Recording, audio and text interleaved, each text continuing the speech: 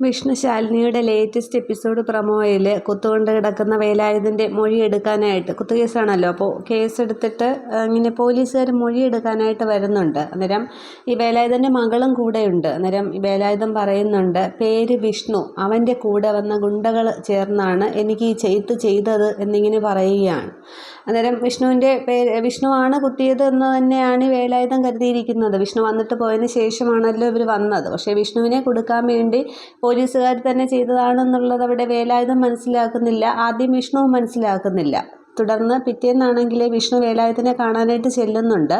അന്നേരം ഇങ്ങനെ അച്ഛൻ ഹോസ്പിറ്റലിലാണെന്നിങ്ങനെ കുട്ടിയും പിന്നെ ഭാര്യയും പറയുന്നുണ്ട്. അന്നേരം ചേട്ടൻ പറഞ്ഞു വിട്ട ആളുകളാണ് അച്ഛനെ കുത്തിയതെന്നാണ് അച്ഛൻ പോലീസിനോട് പറഞ്ഞതെന്നിങ്ങനെ പെൺകുട്ടി പറയുന്നുണ്ട്.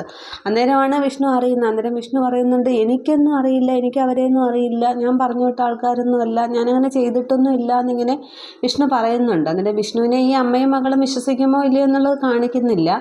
അതിനുശേഷമാണ് വിഷ്ണു വണ്ടിയെടുത്ത് തിരികെ വീട്ടിലേക്ക് വരുന്നതും. അന്നേരം വീണ്ടും വിഷ്ണുവിന് ആ ഒരു ഉറങ്ങി എണീച്ച ശേഷം വിഷ്ണുവിന് പ്രശ്നമൊന്നും ഉണ്ടാകുന്നില്ല. വിഷ്ണു പോയിട്ടൊക്കെ വന്ന ശേഷം വീണ്ടും വിഷ്ണുവിന് ആ കണ്ണിൽ ഇരുട്ട് കയറുന്ന പോലെയും വണ്ടിയൊന്നും കയ്യിൽ നിൽക്കുന്നില്ല. ഫ്രണ്ടിലേക്കൊക്കെ മുറ്റത്തേക്കൊക്കെ ഇങ്ങനെ ഇടിച്ചിങ്ങനെ വണ്ടി പെട്ടെന്ന് ഇങ്ങനെ വിഷ്ണു നിർത്തുകയാണ് ചെയ്യുന്നത്. അന്നേരവും ശാലിനി ചോദിക്കുന്നുണ്ട്, വിഷ്ണുവേട്ടൻ എന്തെങ്കിലും കുഴപ്പമുണ്ടോ, പെരുമാറ്റത്തിലും സ്വഭാവത്തിലും ഒക്കെ എന്തൊക്കെയോ പ്രശ്നങ്ങളുണ്ട്, ഞാൻ ഒന്നുകൂടി ചോദിക്കുകയാണ്, എന്തെങ്കിലും കുഴപ്പമുണ്ടോ എന്ന് ചോദിക്കുമ്പോൾ വിഷ്ണു ഒന്നുമില്ല എന്ന് പറഞ്ഞ് ഒഴിഞ്ഞു മാറുകയാണ് ചെയ്യുന്നത്. അതിന് പിന്നെ ശേഷം കാണിക്കുന്നത് ഈ കളക്ട്രേറ്റിൽ ഹമീദ് വരുന്നുണ്ട്, ശാലിനിയെ കാണാനായിട്ട് ചെല്ലുന്നുണ്ട്. അന്നേരം ഈ വേറെന്തോ കാര്യത്തിനായിരിക്കും വന്നതെന്നും പറഞ്ഞ് ശാലിനി ഇങ്ങനെ സംസാരിച്ചിരിക്കുമ്പോൾ വേലായുധൻ്റെ കാര്യം പറയുന്നുണ്ട്.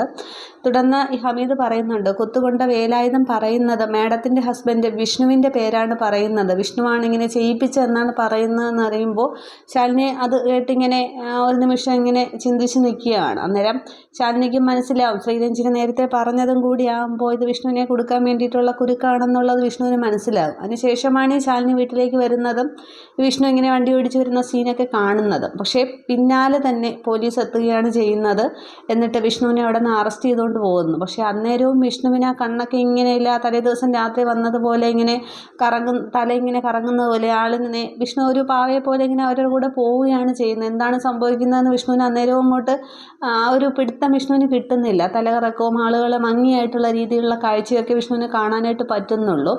അതിന് ശേഷം ശാലിനിക്ക് എന്തൊക്കെയോ സംശയങ്ങൾ തോന്നുന്നുണ്ട്. പിന്നീടാണ് ശാലിനി അർജുനെ ഫോൺ ചെയ്യുന്ന ഈ കാര്യങ്ങളൊക്കെ പറയുന്നത്. വിഷ്ണുവിനെ ഇറക്കാനുള്ള കാര്യത്തിനും ഇതിനൊക്കെ വേണ്ടിയിട്ടാണ് അർജുനെ വിളിക്കുന്നതൊക്കെ. അപ്പോൾ അർജുന് വന്നിട്ട് ബാക്കി ഇനി എന്താകും എന്നുള്ളത്, ഇനി വിഷ്ണുവിന് എന്തെങ്കിലും സംഭവിക്കുമോ എന്നുള്ളതൊക്കെയാണ് അറിയേണ്ടത്. എന്തായാലും അടുത്ത എപ്പിസോഡുകളിലൊക്കെ അറിയാം. നല്ല സ്പീഡിനാണ് പോകുന്ന ലാഗൊന്നും ഇല്ലാതെ എന്താണെന്നുള്ളത് കാണാം. Okay, thank you.